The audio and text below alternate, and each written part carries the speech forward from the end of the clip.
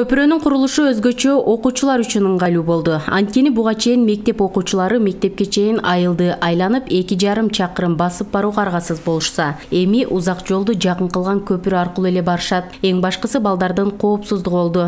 Анткени сел коркунучунун да алдын алууга шарт түзүлдү. Бул көпүрө жок маалда мана окуучу балдар үчүн, айыл тургундары үчүн көйгөйлүү иш болуп жүргөн да. Ana 84-жылғы жаш балдар демилге көтөрүп өздөрүнүн жанынан уюшулуп где-то 200 миңдей сумманы айттылар расходту.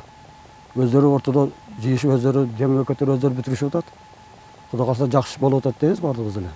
Кызыл Бел айылында 20 жылдык бүтүрүүчүлөр аталган айыл менен жаңы конушту бириктирип туруучу көпүрөнү курууну демилгелеп ишке ашырышты. Мындай аракеттер элге пайдалуу болгонун айыл башчы белгилеп, соңку жылдары бүтүрүүчүлөрдүн колдоосу астында айылдын инфраструктурасы да жакшырып жатканын айтты. Бизге жардам болсо деген максат менен жакшы ишти баштап, бул иштин башталышында ушундай бардыгы биригип, мени айыл башчы катары чакырып, маслихат менен ушул элге ушундай пайдалуу иштерди кыл берейик деп жакшы ниет менен баштагандар.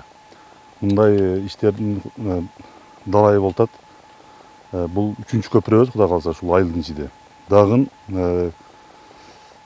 ушундай жеке ишкерлер ушундай жакшы максаттарды алда коюп атат, эми буюрса жакын арада иш көрсөтөт.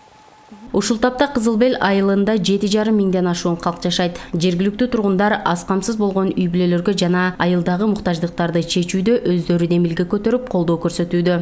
Айжан Куатбек кызы, Ернис Азамат уулу, Медер Айдарали уулу, Алтын бешик жаңылыктары.